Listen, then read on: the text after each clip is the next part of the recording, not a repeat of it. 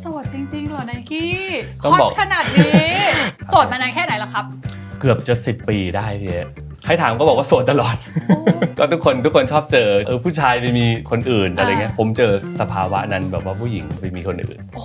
จับได้เพราะว่าโทรศัพท์ไปเนี่ยแหละอีกฝ่ายหนึ่งผู้ชายเขามารับสายพอดีเขาก็บอกไปเลยว่าเขาเป็นผัวของคนนี้ อ๋อเหรอครับแต่พอมันเจอมันพอจะทำใจได้แล้วพอมันเจออีกมันก็รู้สึกว่าโอ้โห หมายถึง2 คนเหรอ ครับ แล้วมีไหมที่แบบตั้งใจมาเธอมาเป็นของฉันเอาเงินทุ่มมีป่ะมีฮอตมากมีข่าวเยอะกับทั้งนางเอกสาวใหญ่สาวเล็กรวมถึง LGBTQ ด้วย ครับ อันนั้นคือเรื่องจริงมีใครที่เป็นเรื่องจริงแสดงว่าไม่ใช่หรือคอนเทนต์หรือเป็นอะไรยังไงเราลื่นไหลทางเพศนะเราไม่ได้จำกัดอยู่แล้วว่าต้องเป็นเพศไหนหรืออะไรไงจริงๆเราสามารถคบกับหรือคุยกับใครก็ได้ไม่ว่าจะเป็นทั้งผู้ชายผู้หญิงโสด Society ซีซั่น 2 สนับสนุนโดยห้างทองอรสาทั้ง 4 สาขาในอำเภอเมือง อำเภอบ้านตาก อำเภอแม่สอด จังหวัดตาก แขกรับเชิญของโสด Society EP นี้นะคะเรียกว่าถ้าคนอื่นมองเนี่ยจะมองว่าชายหนุ่มคนนี้เป็นคนที่มี sex appeal กับคนทุกเพศทุกวัยแต่สำหรับเอนะคะก็จะบอกว่าเป็นน้องชายที่น่ารักตั้งใจทำงานมากๆขอต้อนรับไนกี้นิธิดลค่ะสวัสดีครับไนกี้สวัสดีครับคุณผู้ชมทุกคนนะครับไนกี้นะคะเป็นน้องชายที่ทำงานด้วยกันมาเป็นคนที่ตั้งใจทำงานสุดๆครับแต่แปลกมากไนกี้บอกว่าชื่อรายการเราโสด Society ครับโสดจริงๆเหรอไนกี้ต้องบอก ฮอตขนาดนี้ ต้องบอกว่าใช้คำนี้จริงๆครับใช้คำว่าโสดจริงๆนะฮะเพราะว่าต้องบอกว่าเคยเป็นคนที่เคยผิดหวังกับความรักมาก่อนผิดหวังกับความรักมาหลายๆครั้งเป็นคนที่ไม่ได้มีดวงทางด้านความรักมั้งครับแล้วก็เลยก็ใช้คำนี้มาตลอดครับหลังจากนั้นโสดมานานแค่ไหนแล้วครับเกือบจะ10 ปีได้พี่ใช้คำนี้มาเกือบ10 ปีใครถามก็บอกว่าโสดตลอดโสดแบบไหนไนกี้โสด 100% หรือโสดแบบมีคนคุยบ้างหรือสำหรับผมนี่คือโสดแบบมีคนคุยแต่ว่าเราไม่เคยเปิดตัวครับพี่ก็คือคุยมาตลอดแต่ว่าด้วยความที่บางครั้งมันเกิดขึ้นไวมากแล้วมันก็ไปไวมากเราก็เลยไม่เคยออกมาบอกเลยว่าเราคบใครเราอะไรกับใครเพราะรู้สึกว่าเฮ้ยถ้าเราไม่มั่นใจอ่ะเราไม่กล้าบอกกับใครว่าเราแบบเฮ้ยฉันมีอย่างนี้เลยนะมันอายอะไรเงี้ยครับพี่อายรู้สึกอายแล้วคนคุยเราเขาไม่อะไรหรอว่าแบบอ้าวเธอสถานะของเรามันคืออะไรทำไมเธอคุยกับฉันแล้วเธอไม่ชัดเจนมีไหมที่เขาบอกว่าเราต้องชัดเจนแล้วจริงๆทุกคนที่เข้ามารู้สึกว่าเขาเข้าใจเราว่าเราโสดแบบเนี้ยชอบที่จะเหมือนกับหาเพื่อนคุยอะไรเงี้ยครับถ้ามันไปกันได้ถ้ามันเข้าใจกันได้แล้วก็คุยกันอะไรเงี้ยแบบนี้มากกว่าทุกคนเข้ามาจะเข้าใจในมุมของไนกี้ว่ารู้สึกว่าเราพูดตรงๆกับเขาอะพี่ว่าผมไม่ได้อยากแต่งงานนะไม่ได้อยากมีครอบครัวอยากที่จะแบบว่าสบายใจแบบนี้อะไรเงี้ยครับแล้วเขาไม่มองเหรอไนกี้เพราะว่าผู้ชายบางคนเขาจะบอกว่าใช้คำว่าแบบไม่ได้อยากนี่แต่ก็อยากมีคนคุยไปเรื่อยๆบางคนเขาอาจจะมองว่าเฮ้ยแบบเธอลอยตัวเธอไม่อยากลงหลักปักฐานกับใครเพราะเธอจะมีเผื่อเลือกหลายๆคนเพราะจริงๆผมรู้ใจตัวเองพี่ถามตัวเองหลายครั้งแล้วจริงๆเกิดจากชีวิตผมเนี่ยตั้งใจไปเลยพี่ว่าแบบช่วงอายุนึงเนี่ยอยากจะมีลูกมีครอบครัวอยากแต่งงานแต่พอเวลามันเกิดสถานการณ์ที่เหมือนเราผิดหวังซ้ำแล้วซ้ำเล่ากับเรื่องแบบนี้เรื่องของความรักมันเลยรู้สึกว่าเฮ้ยความรักมันไม่มั่นคงอ่ะความรักมันไม่ได้มีอะไรตอบได้เลยแล้ววันหนึ่งถ้าเราเลือกตัดสินใจแต่งงานกับใครสักคนนึง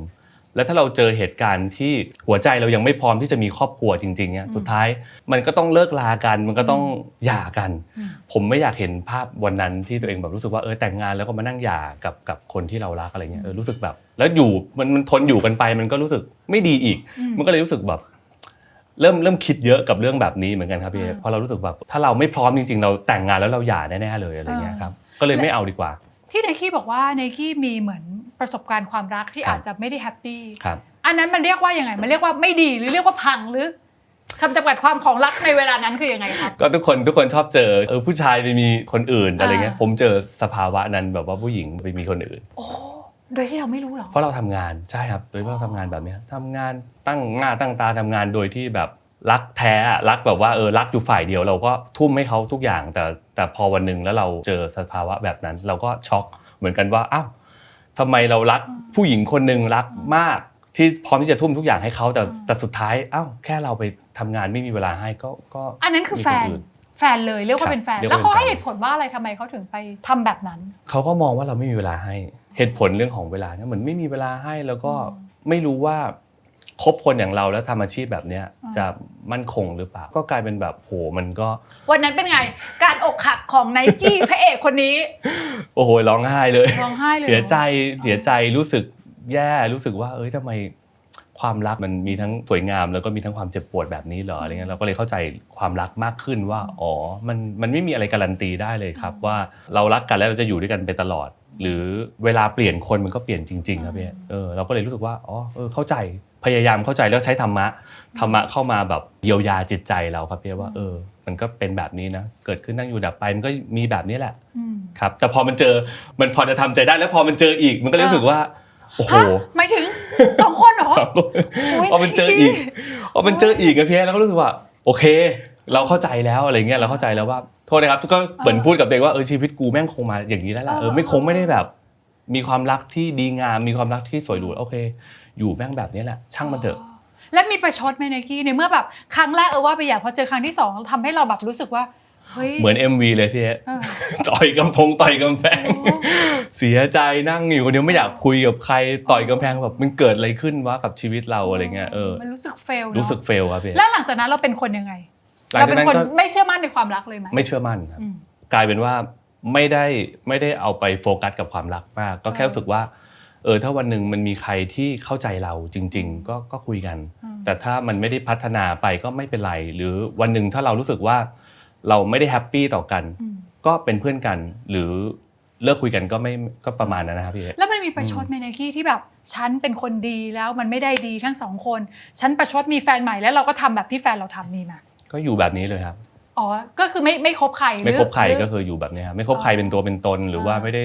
หรืออาจจะแบบพยายามที่จะลองคบแล้วแต่มันก็ไม่ได้สมหวังไงพี่มันก็เหมือนกับว่าบางทีบางคนที่เข้ามาก็ไม่กี่เดือนหรืออะไรก็เลิกกันไปอย่างเงี้ยครับมันมีความระแวงไหมว่าจะเจออีกปะวะ2คนมีความระแวงมีครับมีหรอเราก็กลายเป็นคนแบบฝังใจกับความรักฝังใจถือว่าฝังใจเหมือนกันนะครับเพราะว่าสำหรับเรามันคือความรักที่มันแบบมันไม่ดีแล้วมันซ้ำซ้อนแล้วมันเจอเหมือนเดิมแล้วไปจับได้ไงไนกี้จับได้ว่าเขาก็อย่างคนแรกก็จับได้เพราะว่าโทรศัพท์ไปเนี่ยแหละก็เลยจับได้ก็เลยรู้ว่าอีกฝ่ายนึงผู้ชายเขามารับสายพอดี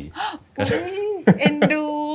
แล้วผู้ชายเขารู้ไหมว่าผู้หญิงคนนี้มีเราอยู่ไม่รู้ครับแต่เขาก็บอกไปเลยว่าเขาเป็นผัวของคนนี้เหรอแล้วนายบอกเขาว่ายังไงโอ้หน้าชาเลยเอ้าเหรอแล้วฉันล่ะแล้วผมล่ะใช่เพราะเขาก็คบผมอยู่อะไรเงี้ยก็เขาบอกเขาเป็นไม่ได้บอกเป็นแบบเพื่อนเลยนะเป็นผัวเลยเป็นผัวใช้คำว่าผัวเลยตายแล้วเจอแบบนั้นใครก็ช็อกช็อกเลยแล้วคนที่2จับได้ไงครับคนที่2จับได้เพราะว่าพี่สาวไปเที่ยวสถานที่นึงแล้วก็ถ่ายรูปมาให้แล้วก็เขาจำได้ว่าแบบคนนี้หรือเปล่าที่ไหนเคยพูดถึงเคยคบอยู่อะไรเงี้ยเห็นใส่เสื้อคู่ยืนกับใส่เสื้อคู่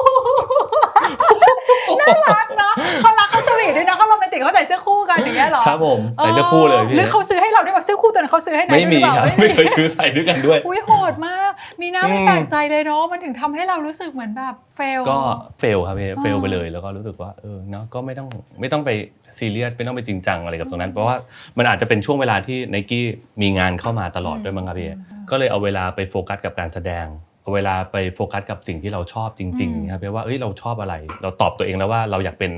นักแสดงที่ดีอยากเป็นนักแสดงมืออาชีพเราก็เอาเวลาตรงนี้ครับไปเรียนเพิ่มไปศึกษาเพิ่มไปเรียนกับอาจารย์คนนั้นคนนี้อะไรครับพี่ก็เลยมุ่งตรงมาทางนี้แล้วถ้าพี่ถามนายว่าวันนี้เมื่อเจอเหตุการณ์แบบนี้2ครั้งติดๆวันนี้นายยังเชื่อในรักแท้ไหมครับถามว่า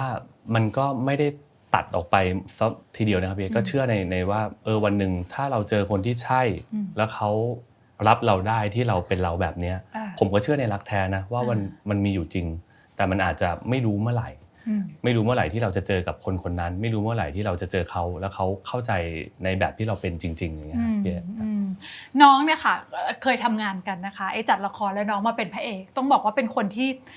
ตั้งใจทำงานสุดๆคือพี่ไม่มีอะไรต้องห่วงถ้าไนกี้เป็นพระเอกพี่สบายนอนตายตาหลับบางทีไม่ต้องไปกองก็ได้เนาะเป็นคนที่ตั้งใจทำงานมากๆและเมื่อเข้าวงการเนี่ยเขาก็เป็นคนที่ฮอตซิกแพคแบบแน่นๆเนาะแล้วก็คือแบบฮอตมากมีข่าวเยอะกับทั้งสารพัดเลยนางเอกสาวใหญ่สาวเล็กรวมถึง LGBTQ ด้วยครับอัน นั้นคือเรื่องจริงมีใครที่เป็นเรื่องจริงแสดงว่าไม่ใช่หรือคอนเทนต์หรือเป็นอะไรยังไงทุกอย่างมันอาจจะอยู่ที่ผมเป็นคนที่อาจจะบอกว่าตัวเองโสดมั้งครับแล้วพอเวลาใกล้กับใครก็ตามพี่เวลาใกล้กับใครก็ตามไม่ว่าจะเป็นนางเอกหรือจะเป็นผู้ชายหรือจะเป็น LGBTQ ก็มักจะมีข่าวกับทุกคนเสมอเพราะรู้สึกว่ามันเคมีมันได้มากเคมีได้ตัวเมื่อเคมีมันได้พออยู่ใกล้ใครก็รู้สึกว่าเนี่ยเป็นข่าวผมเป็นอย่างนี้มาตั้งแต่ตอนเข้าวงการแล้วอยู่ใกล้ใครก็จะเป็นข่าวก็มันอาจจะ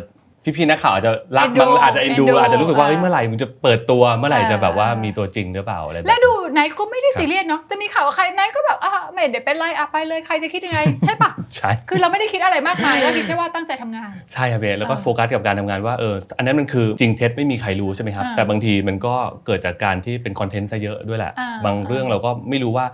มันสื่อไปทางนั้นได้ยังไงอย่างบางทีที่ผมเล่าว่าบางทีไปกินข้าวกันอย่างเงี้ยแล้วก็ถ่ายรูปคู่กับพี่ๆในวงการหรือถ่ายรูปกับใครสักคนหนึ่งในวงการก็เป็นข่าวก็มันก็เลยห้ามไม่ได้ว่าผมก็เลยเข้าใจว่าเราห้ามความคิดคนไม่ได้ก็ปล่อยไปแต่อะไรที่คือความจริงก็คือคนใกล้ตัวจะรู้อย่างครอบครัวผมหรือว่าคนใกล้ๆตัวทุกคนจะรู้ว่าไนกี้มันเป็นคนแบบไหนมันเป็นยังไงอะไรเงี้ยครับก็เลยปล่อยไปก็ตลกดีบางเรื่องก็ตลกดีว่าเอ้ามันเป็นอย่างนี้ได้ไงวะอะไรเงี้ยคนเขาเข้าใจแบบนี้เหรออะไรเงี้ยแล้วมีไหมที่แบบจริงๆที่เขาแบบตั้งใจมาเธอมาเป็นของฉันเอาเงินทุ่มมีป่ะมีอยู่แล้วคาแรคเตอร์นี้คือแบบเขามีความเท่ใครก็แบบอยากครอบครองนะต้องยอมรับแล้วไนท์ตอบกลับยังไงถ้าเวลาเขามายังไงบ้างก็ไดเรกมาสมัยก่อนเคยไดเรกมาแล้วก็เราก็เลยรู้สึกว่าให้ผู้จัดการตอบและหลังๆหนักขึ้นก็คือโทรมาครับเพราะว่าเราขึ้นเบอร์ผู้จัดการไว้ที่ IG ใช่ไหมครับพี่บางทีเขาโทรมาแล้วก็บอกว่าไนกี้รับงานแบบนี้ไหมเริ่มจากการรับงานกินข้าวก่อนมีรับงานกินข้าวด้วยแล้วก็เคยไปไหมไม่เคยเลยครับพี่เพราะอะไรนะเพราะพี่ได้มีโอกาสคุยกับดาราบางท่านการกินข้าวในที่นี้มันไม่ได้หมายถึงมีอะไรอย่างขนาดนั้นนะคะบางคนเขาก็บอกไปกินข้าวเขาก็เมคเฟรนด์ไว้เขาไม่ได้รู้สึกผิดคือสำหรับผมกลัวว่าถ้าเราไม่ได้ชอบหรือไม่ได้มาทางนี้เราไม่เอาดีกว่าอะไรเงี้ยครับเราแค่รู้สึกว่าเราไม่อยากทำอะไรที่มันแบบมันถลำลึกเกินไปอะไรเงี้ยครับก็รู้สึกว่าเราไม่ได้มาทางนี้แล้วก็อย่างผมให้ผู้จัดการพูดเลยว่าไนกี้แบบรับแต่งานแสดงเท่านั้นนะรับแต่อะไรที่เกี่ยวกับงานแสดงหรือไปถ่ายรายการอย่างเงี้ยรับประมาณนี้แต่ว่าถ้าจะให้ไปแบบไปกินข้าวหรือจะมาเลี้ยงดูไนกี้คือเรารู้สึกว่าเรามี2มือเรามีหัวใจเรามี2เท้าเราสามารถที่จะทำงานได้ด้วยตัวเองแล้วรู้สึกว่าอะไรแบบนี้มันปิดไม่อยู่แล้วครับพี่ถ้าวันนึงเรารับงานแบบนี้วันนึงไงก็ต้องปูดออกมาทุกคนก็ต้องรู้ครับแต่รู้สึกว่าเราอยากรักษาภาพลักษณ์ที่ดีของเราว่าเราไม่เคยรับงานแบบนี้นะต่อให้มันจะมีเข้ามามีติดต่อเข้ามาจริงๆก็เถอะแต่เราก็ไม่เคยที่จะเลือกที่จะรับงานแบบนี้เลยเพราะยังเชื่ออยู่เสมอว่า2มือ2เท้า1หัวใจเราสามารถทำงานหาเงินได้แล้วเราก็ไม่ได้ลำบากขนาดนั้นครับพี่กล้าการันตีค่ะเพราะว่าน้องเป็นคนที่ทำงานเยอะมากเราเจอกันเกือบ10 ปีแต่น้องงานไม่หยุดแล้วเป็นคนที่ทำงานคือไม่แปลกใจที่งานเขาเยอะเพราะว่าเขาเป็นคนทำงานดีแล้ววินัยเขาก็ดีหุ่นเหินจุดขายอย่างหนึ่งเขาคือหุ่นคือซิกแพคตลอดบางทีพี่เคยสงสัยว่าไนกี้เคยมีที่แบบอยากจะปล่อยตัวเป็นหุ่นหมีบ้างไหมที่แบบว่าฉันเบื่อแล้วการซิกแพคมาซิกแพคมีไหมครับต้องบอกว่ามีเยอะมากเลยครับพี่เพราะรู้สึกว่าทุกคนจำภาพเราได้เพราะว่าเป็นพระเอกซิกแพคเพราะว่าต้องบอกว่าต้องย้อนกลับไปสมัยนั้นที่มีก่อนเข้าวงการถ่ายแบบผมถ่ายแบบเยอะมากพี่แล้วพอดีหุ่นที่ได้มาสมัยก่อนต้องบอกว่าอยากที่จะเป็นแบบนักเรียนเตรียมทหารสมัยนั้นก็เลยฟิตมากฟิตร่างกายตัวเองทำทุกอย่างแล้วมันก็มีซิกแพคมาตั้งแต่สมัยมัธยมผมก็จะหุ่นดีมาตั้งแต่สมัยมัธยมตลอดมาแล้วก็พอได้เริ่มมีแมวมองได้เข้าวงการก็เขาก็จับให้ไปเดินแบบจับให้ไปถ่ายแบบค่อนข้างเยอะก็เลยกลายเป็นภาพจำพอเป็นภาพจำเนี่ยทุกคนก็จะแบบรู้สึกว่าไนกี้จะต้องเป็นแบบนี้ตลอดไนกี้หุ่นดีหุ่นเป๊ะมันก็เลยกดดันตัวเองเหมือนกันครับพี่แล้วก็รู้สึกว่าอยากที่จะแบบปล่อยตัวอยากที่จะเป็นหุ่นหมีบ้างเหมือนกันครับพี่รู้สึกเหมือนกันแต่มันก็ทำไม่ได้ครับด้วยหน้าที่การงานเพราะหุ่นเขาคือจุดขายนะหุ่นไนกี้คือจุดขายแล้วหน้าเขาอินเตอร์นะเพราะฉะนั้นการันตีได้ค่ะว่าน้องเป็นคนที่งานเยอะจริงๆไม่ต้องรับจ็อบพิเศษนะคือเขาก็มีงานเยอะแต่ไหนแต่ไรเลยเนาะแต่มันห้ามความคิดคนไม่ได้นะไนกี้เพราะว่าด้วยพอมันมีข่าวบางคนก็อาจจะเข้าใจผิดมันมีอะไรที่เป็นผลกระทบกับการใช้ชีวิตเราไหมครับมีบ้างนะครับจริงๆมันเราแคร์ความรู้สึกคนในครอบครัวคนที่รักเราเฉยๆครับบางทีเราก็รู้สึกว่าเขาก็ไม่รู้ว่ามันเกิดอะไรขึ้นบางทีข่าวที่มันออกมาแต่เราก็พยายามที่จะพูดความจริงกับเขาครับว่าอันเนี้ยมันคือ คอนเทนต์นะอันนี้มันคือแบบนี้นะอะไรเงี้ยมันคือส่วนหนึ่งของการทำงานมันคือส่วนหนึ่งของการทำงานนะครับ อ่า ที่มันเกิดขึ้นณตรงนั้นแล้วเราก็แค่ the show must go on ทำให้มันดีที่สุดเพราะเราก็บางเรื่องเราไม่รู้ครับพี่เอต้องพูดอย่างนี้ครับว่าเราเป็นนักแสดงเรารับงานก็จริงแต่เราไม่รู้ว่างานนั้นให้เราทำอะไรบ้างรายละเอียดในงานมันรู้หน้างานพอมันรู้หน้างานปุ๊บเราเป็นนักแสดงเราก็ไม่รู้จะทำยังไงครับมันจะกลับมันก็ไม่ได้ใช่ไหมครับทุกอย่างมันก็ดูไม่ดีไปหมดมันกลายเป็นว่าเทงานหรืออะไรเงี้ยสุดท้ายเราก็แค่ the show must go on ให้มันผ่านไปแล้วก็พอเรื่องราวมันออกมาแล้วก็อธิบายให้ที่บ้านฟังเราแฮปปี้ตรงนี้แหละว่าสมมติว่าถ้าคนที่บ้านฟังแล้วเขาเข้าใจเราว่าโอเคเชื่อทุกคนเชื่อเราอยู่แล้วเพราะเราพูดความจริงตลอดเสมอพอเชื่อปุ๊บเราก็สบายใจครับพี่แค่นั้นครับผมแคร์คนในครอบครัวคนที่บ้านเฉยด้วยความที่ทำงานเยอะเนาะมันมีอะไรที่เราผ่านเรื่องราวอะไรมากมายทั้งแบบสุขทุกข์ต่างๆเพราะงานเราเยอะเราเจอคนเยอะถ้าวันที่เรามีปัญหาไนกี้เราเป็นคนโสดเราคุยกับใครเราปรึกษาใครผมเข้าวัดเลยพี่จริงๆต้องบอกว่าทุกวันนี้นะครับใครที่เห็น IG ของ Nike ครับก็จะไปบ่อยมากก็คือวัดจุกเชอ8 ริ้วฉะเชิงเทราก็จะมีหลวงพ่อช้างที่เป็นพ่อบุญธรรมคือเขารับผมเนี่ยเป็นลูกบุญธรรมเป็นหนึ่งในลูกบุญธรรมของท่านเวลาที่ผมทุกข์เวลาที่ผมรู้สึกแย่รู้สึกดาวกับการทำงานรู้สึกว่าเจอคนแย่ๆอะไรเงี้ยผมก็จะไปขอคำแนะนำจากท่านไปขอปัญญาจากท่านว่าแบบ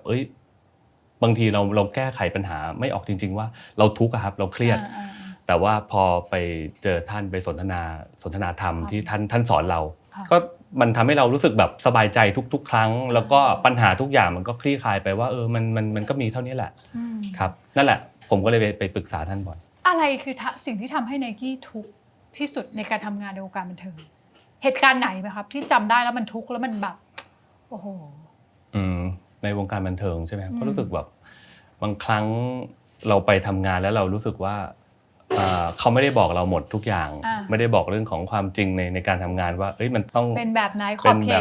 ขตคืออะไรครับใช่ครับมันก็กระทบกับภาพลักษณ์บางอย่างเหมือนกันอะไรเงี้ยสำหรับคนที่เขาไม่เคยรู้จักเราก็รู้สึกเหมือนกันครับก็รู้สึกแบบมันก็ดาวนะความรู้สึกว่าเราไม่สามารถที่จะบอกให้ใครเข้าใจเราได้ทุกคนจริงๆอ่ะบางทีเราก็เลยเลือกไม่อ่านคอมเมนต์เพราะบางทีอ่านคอมเมนต์แล้วมันก็รู้สึกจิตตกว่าคนนี้แบบมาว่าเราแบบนี้นะคนนี้มาว่าเราแบบนี้เราก็เลยรู้สึกว่ามันอยู่ในจุดที่แบบว่าใครจะเป็นยังไงเราพระพุทธเจ้าท่านก็ถูกติเตียนโดนเหมือนกันเราเองเราเป็นแค่นักแสดงตัวเล็กๆคนนึงอะไรเงี้ยครับก็มีสิทธิ์ที่ต้องโดนวิจารณ์ได้อยู่แล้วก็ไม่เป็นไรครับก็ให้เวลามันเป็นเครื่องพิสูจน์แล้วกันว่าวันหนึ่งเราเป็นแบบนั้นจริงหรือเปล่าก็ให้เขาดูเอาเองนะเพราะในนี่นอกจากแบบข่าวต่างๆมีอะไรโดนโกงที่เห็นมีโกงเพราะทำงานเยอะค่ะมันก็ต้องเจอคนหลากหลายนะโดนโกงโดนเมาส์โดนอะไรเรื่องนี้ก็เครียดนะพี่เกือบลืมไปแล้วครับเพราะว่าผมให้อภัยทานไปแล้วเรื่องการโดนโกงก็ยังไม่ได้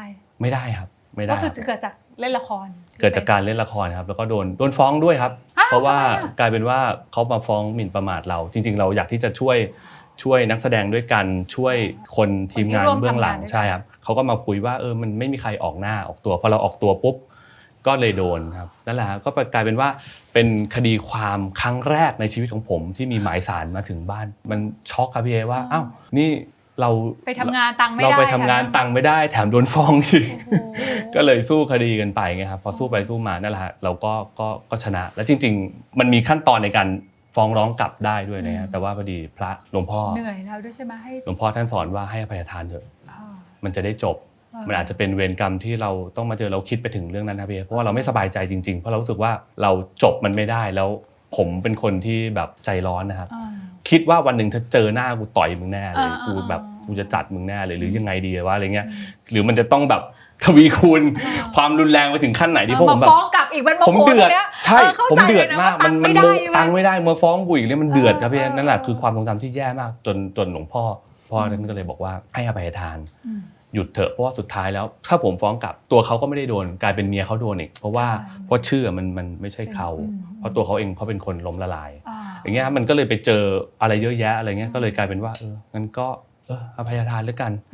ทั้งที่เราอยากจะฟ้องกลับแทบตายอะไรเงี้ยเพราะว่ามันอยากจะให้เปิดหน้าไปเลยว่าคนที่มันทำแบบนี้ต้องโดนยังไงสุดท้ายผมให้อภัยทานนะพี่แต่พี่ว่าหลังจากนี้ไนกี้ก็จะได้บทเรียนอะไรบางอย่างที่มันแบบมันจะเป็นสิ่งที่ไนกี้จะระวังแบบพิ พี่เชื่อว่าก่อนหน้านี้ไนกี้ก็ระวัง ครับ แต่อาจจะเจอคนที่ไม่ได้ซื่อตรง ใช่ครับพี่ หลังจากนี้เราก็ระวังมาก โอ้ ขึ้ ย น รับงานแบบตอนนี้กลายเป็นว่าเลือกงานที่จะทำด้วยครับเพราะบางทีสมัยนี้ผู้จัดเยอะมากครับพี่ต้องบอกว่าไม่รู้ใครเป็นใครสมมติพี่เอติดต่อไหนมาเงี้ยไหนการันตี100%เลยไหนเล่น100%เลยกับพี่เอคือไม่ต้องคิดเยอะเลยจะบทอะไรก็แล้วแต่ในโอเคแต่ถ้าเป็นเจ้าอื่นๆเนี้ยไหนไม่รู้ว่า มันไม่มีความไว้ใจ ไม่มีความไว้ใจ นไม่เคยทำงานกันเนาะ ใช่ เรา ไม่เคย ไม่รู้ ทำงาน เขารู้เรา ใช่บางทีก็แบบ จะดีป่ะวะไม่เล่นดีกว่าอะไรเงี้ยครับพี่เอ มันเหมือนกันค่ะ กับการคือเรา ครับ พอเราจัดละครอ่ะเราก็จะต้องดูว่า เอ๊ะดาราที่เราเอามาเล่นโดยเฉพาะพระเอกนางเอกหรือบทตัวนำเนี่ยเขาจะเบี้ยวเราไหมเขาจะไม่มาเขาอยู่ดีเขาจะป่วยปวดหัวตัวร้อนไอ้ปวดหัวตัวร้อนเข้าใจได้แต่แบบบางทีเล็กๆน้อยๆปวดหัวตัวร้อนอยู่ที่ออกอีเวนต์อย่างเงี้ยมันเป็นความเสียหายที่เราต่างคนต่างต้องสกรีนกันแต่ถ้าบอกไนกี้เล่นก็อย่างที่บอกค่ะผู้จัดก็ไม่ต้องเช็คเทปสบายใจไม่ต้องมานั่งกังวลเนาะไนกี้เป็นคนที่วางแผนชีวิตนะพี่ว่างานเยอะพี่ถามถึงการวางแผนการทำงานโดยที่เราเป็นคนโสดนะเราก็ไม่ได้มีใครมาช่วย ดูแลแบบไม่ได้มีแฟนที่คอยมาช่วยดูไนกี้วางแผนการทำงานของเรายังไงครับจริงก็ต้องบอกว่าอยากทำงานในทุกเรื่องทุกซีรีส์ให้ดีที่สุดคือไนกี้มองภาพตัวเองว่าเราทำวันนี้ให้ดีสุดแล้วก็วางแผนชีวิตตัวเองว่าเราสามารถที่จะวันเนี้ยเราทำงานมาตลอดครับพี่เรามีความรู้สึกว่าพอมองย้อนกลับไปอ่ะไม่เคยเสียใจเลยที่เรื่องราวทุกเรื่องที่ผ่านมาเพราะว่าเราทำเต็มที่แล้วเพราะไนกี้จะรู้สึกเสมอว่าเฮ้ยถ้าเรื่องไหนเราณวันนั้นเราทำไม่เต็มที่อ่ะเราจะรู้สึกแบบนอยกับตัวเองรู้สึกว่าเราไม่ทำให้มันให้เต็มที่เรามีโอกาสมาแล้วครับแต่ว่าไนกี้ทำเต็มที่มาทุกๆเรื่องเลยแล้วก็วางแผนชีวิตตัวเองไว้ว่าเหมือนกับวันเนี้ยไนกี้สามารถที่จะเลือกรับบทที่เราชอบหรือเลือกรับบทที่มันมีความท้าทายเพราะว่าสิ่งที่เราสร้างมาเราไม่ได้เขาเรียกว่าอะไรนะพี่เราไม่ได้ร้อนเงินแล้วอะเราทำงานด้วยแรงผลักดันที่อยากจะทำจริงๆเราไม่ได้แบบทำเพราะว่าเรารับไปทั่วอะไรเงี้ยไม่ใช่เพราะวันนี้เรารู้สึกว่าเราวางแผนทำมาเยอะแล้วใช่เราทำไว้เยอะแล้วเราก็วางแผนชีวิตตัวเองไว้ดีแล้วว่าสามารถที่จะแบบทำก็ได้ไม่ทำก็ได้แต่เรารู้สึกว่าเรายังมีความชอบในการทำงานตรงนี้อยู่เราก็เลยรู้สึกอยากจะหาตอนนี้คือไนกี้มองแค่บทใหม่ๆมิติใหม่ๆที่มันมีความท้าทายในเรื่องของแบบบทใหม่ๆแบบบางทีแบบบทนี้ไนกี้ไม่คิดว่าแบบจะเป็นชั้นเล่นเหรอแบบว่าเขาไนกี้เล่นได้เหรอเนี่ยนะฮะชอบมากเพราะว่าสมัยก่อนค่ะต้องย้อนนิดนึงเราทำงานด้วยกันคือเพลิงรักไฟมารน้องเพิ่งออกจากช่องเก่ามาประเดิมให้พี่ต้องขอบคุณมากแล้วน้องมีความแบบพี่จำได้เลยตอนนั้นนะน้องทำงานเยอะมากพี่เคยถามว่าทำไมน้องทำงานเยอะขนาดนั้นออกไปช่วงนั้นคุณพ่อป่วยใช่ไหมหรืออะไรสักอย่างน้องเป็นเสาหลักแล้ววันนี้พี่ได้ยินที่น้องบอกว่าการเงินน้องวางแผนมาดีแล้วเราสามารถเลือกรับได้พี่รู้สึกดีใจเพราะว่าเนี่ยความกตัญญูทำให้ไนกี้แบบสามารถที่จะเป็นคนเลือกได้โดยที่แบบบางครั้งถ้าเราไม่ไหวเราก็พอไปก่อนเพราะเราทำมาเยอะมันคือการวางแผนจนแน่นที่เราแบบเรื่องเงินอาจจะยังคงต้องทำอยู่แต่ไม่ได้เดือดร้อนที่จะต้องทำจนไม่เลือกงานแล้วใช่ครับพี่ในก็เลยวางแผนมาตลอดว่าว่าเราจะเป็นคนแบบไหนแล้วเราจะทำยังไงในอนาคตคือก็เลยวางแผนมาแล้วครับแล้วเรื่องการเงินล่ะครับทำงานเยอะเลยเรามีการนอกจากเรารับเงินจากการแสดงแล้วเรามีไปลงทุนอย่างอื่นไหมหรือทำอะไรยังไงบ้างก็มีครับก็มีซื้อสลากลงทุนบ้างแล้วก็มีหุ้นหรือเขาเรียกว่าปันผลในระยะสั้นระยะยาวอะไรเงี้ยครับศึกษายังไงครับหรือศึกษาด้วยตัวเองหรือก่อนที่จะลงทุนกับอะไรแต่ละอย่างก็ดูใน YouTube ครับเดี๋ยวนี้ก็จะมีใน YouTube ก็จะมีเรื่องของการลงทุนเรื่องของอะไรเยอะครับแล้วก็ดูแล้วเราก็มาคิดกับตัวเองว่าเราถนัดแล้วเราชอบแบบไหนคือเราเป็นคนที่ไม่ได้ชอบความเสี่ยงเยอะเราก็จะเลือกลงทุนที่ตัวที่ไม่ได้มีความเสี่ยงเยอะอะไรแบบนี้ครับก็คืออย่างน้อยก็ยังได้ต้นคืนมาหรือว่าได้คืนมาแถมยังมีดอกเบี้ยอีกหรือยังมีอะไรแบบนี้อีกครับแต่เราไม่ได้แบบเอาไปให้คนอื่นลงทุนอะไรอย่างเงี้ยไม่มีกลัวนะว่าข่าวมันก็หลากหลายนะพี่แบบว่าไม่จริงๆนี่ต้องบอกว่าคุณแม่เนี่ยได้สอนผมมาเยอะมากเพราะว่าแม่ผมให้คนไปลงทุนแล้วก็ไม่เคยได้คืนโดนโกงเยอะมากคุณแม่ผมครับเราก็เลยเห็นตรงนี้มาเยอะว่าการที่เป็นแบบนี้มันโดนโกงแล้วมันก็มานั่งเสียใจมันเหนื่อยแทบตายเนาะเพราะเราบางทีต้องไปกู้ธนาคารมาให้เขายืมครับสุดท้ายเราก็ต้องเป็นคนที่จะต้องผ่อนต่อเองอะไรเงี้ยคือแม่ผมโดนเยอะมากก็เลยกลายเป็นว่ามันเหมือนสอนลูกทุกคนไปในตัวว่าเนี่ยเห็นมุมของแม่ไหมที่แม่โดนมาอะไรเงี้ยครับทุกคนมาแบบ มาแนวนี้หมดน่าสงสารขอความช่วยเหลือพอสุดท้ายแล้วเอ็นดูเขาเอ็นเราขาดแม่จะพูดอย่างนี้เสมอครับว่าพอเราช่วยเขาสุดท้ายกลายเป็นว่าเราก็ต้นก็ไม่ได้คืนดอกก็ไม่ได้แถมยังต้องสูญเงินอีกอย่างเงี้ยครับมันก็เลยเพราะพี่เห็นนะไนกี้อยู่หลังกล้องนะเรามีโอกาสได้กลับมาเล่นละครด้วยกันเนาะตอนนั้นขับไฟเดย์เขาคุยเรื่องอะไรไหมคะคุยเรื่องพระ มีพระกับพี่สมาร์ทพี่ก็แบบไนกี้เล่นพระด้วยหรอแบบใช่พระนี่คือก็เราก็เป็นหนึ่งในการสะสมครับชอบสะสมพระเป็นก็ถึงบอกว่ามีไลฟ์สไตล์ที่แบบว่าพอเราเข้าวัดทำบุญบ่อยๆครับสิ่งที่เราได้กลับมาก็คือพระเครื่องครับพี่แล้วพอได้1องค์2องค์3องค์แล้วมันก็เลยไม่รู้จะไปเก็บตรงไหนก็สะสมแล้วกันบางทีอันนี้มันก็จำได้ว่าอย่างองค์ทองคำองค์นี้เราร่วมบูรณะโบสถ์นะองค์นี้เราไปร่วมบูรณะแบบเมนนะอะไรเงี้ยครับมันก็เลยกลายเป็นความอิ่มเอิบใจมากใช้คำว่าเซียนพระได้หรือยังไม่อยากใช้คำนั้นใช่ครับคิดว่าใช้คำว่านักสะสมดีกว่านักสะสมมีสะสมเงินลงหุ้นสะสมพระมีทองด้วยไหมครับมีครับมีทองทำไมถึงเก็บทองเพราะอะไรจริงๆทองมีเล็กน้อยนะครับผมเป็นคนที่แล้วแต่คนชอบนะบางคนชอบสะสมทองก้อนผมชอบสะสมเป็นแอคเซสซอรี่ครับพี่คือยังไงคุณแหวนเพชรหรืออะไรอย่างเงี้ยครับหรือว่าสร้อยเพราะใส่ได้ด้วยไหมครับใส่ด้วยได้ทั้งสะสมแล้วก็ใส่ได้ด้วยเพราะผมรู้สึกว่ากำไรของผมก็คือผมไม่ได้สนใจว่าทองจะขึ้นหรือจะลงแต่ผมคิดว่าผมกำไรใส่ผมชอบใช้งานบางทีสร้อยเส้นนี้ผมใส่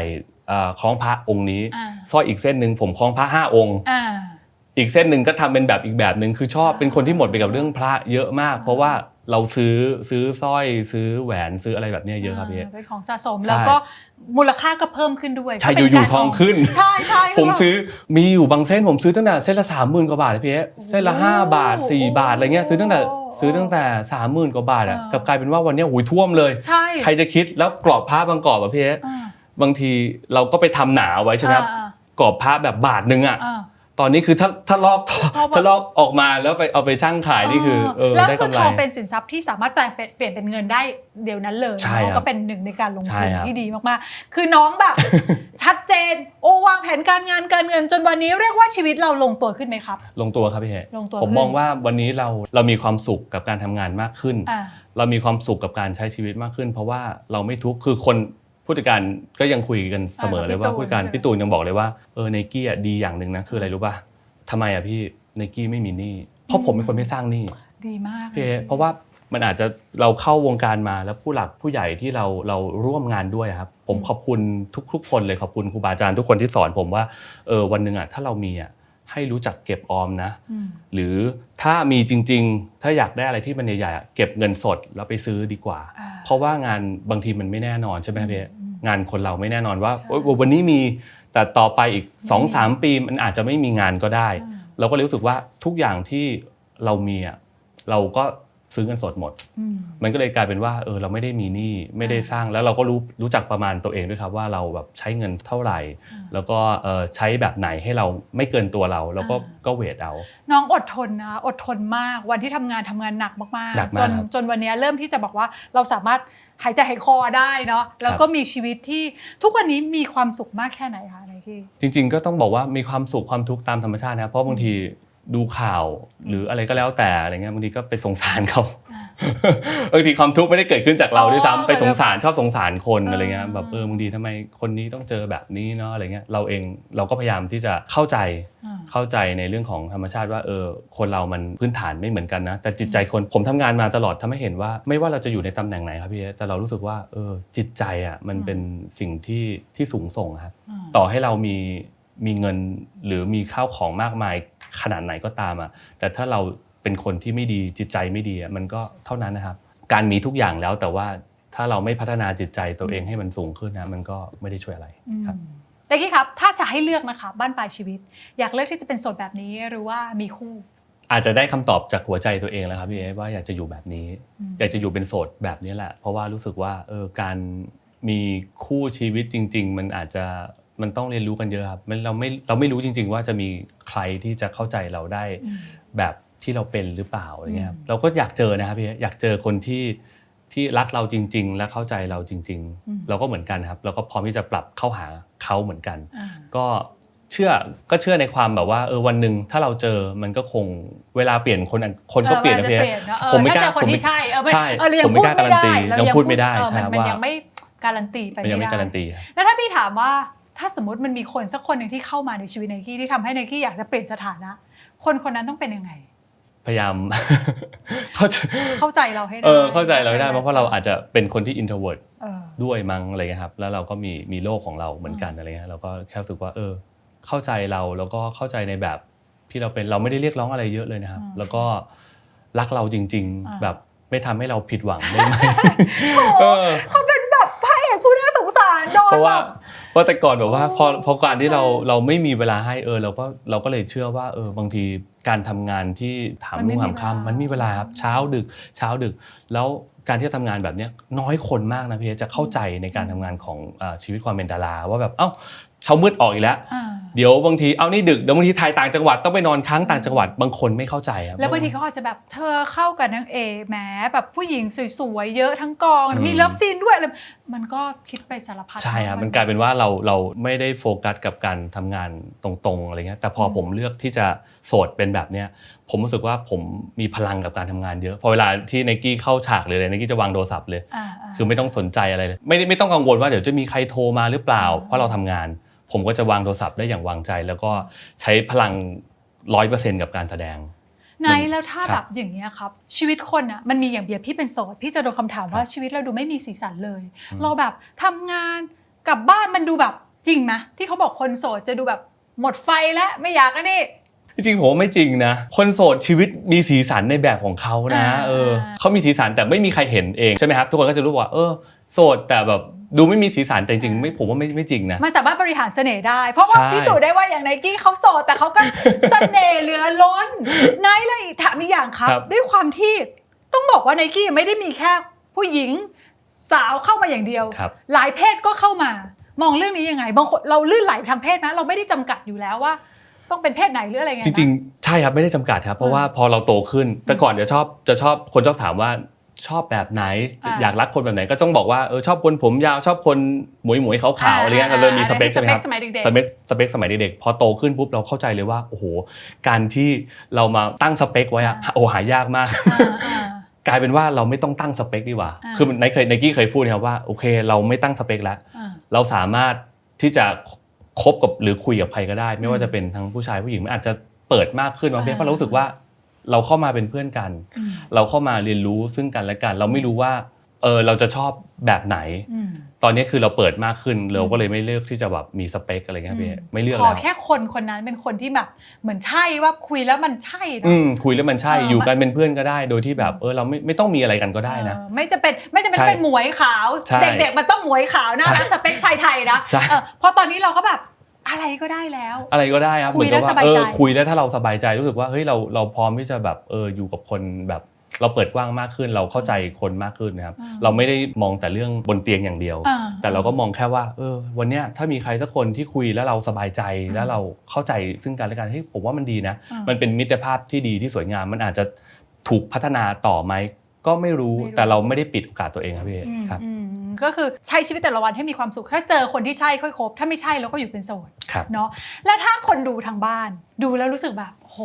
ได้แง่คิดที่ดีมากโสดแล้วมันดีแบบไนกี้แต่สถานะของเขามันแบบเพิ่งจะโสดจากการอกหักหรือว่าแม้กระทั่งบางทีเขาอาจจะแบบเหงาจากความโสดแต่ถ้าวันนี้เขายังต้องอยู่ในฐานะโสดไนกี้อยากจะบอกอะไรเขาครับก็ต้องบอกว่าไม่ต้องไปกลัวว่าเราจะโสดนะครับแล้วก็รู้สึกว่าจริงๆทุกอย่างที่ผ่านมาความรักไม่ว่าจะเป็นชายหญิงชายหรือหญิงก็ตามมันก็ต้องมีทั้งสุขสมหวังแล้วก็ต้องมีคนที่ไม่สมหวังถูกไหมครับเราก็แค่เรียนรู้กับการใช้ชีวิตว่าโอเคนะเราไม่สมหวังแต่เราไม่ต้องไปฟูมไฟล์แต่จริงๆวันนึงถ้าเราเจอคนที่เขาเข้าใจเราบางทีสิ่งที่เราเจอมันอาจจะเขาอาจจะยังไม่ดีพอสำหรับเราก็ได้หรือเราอาจจะยังไม่ดีพอสำหรับเขาแต่ถ้าวันนึงเราเจอคนที่เรามี50เขามี50มาเจอกันพอดีครบ100พอดีผมว่าวันนึงมันต้องมีนะมันต้องมีคนนั้นที่รอเราอยู่ก็คิดซะว่า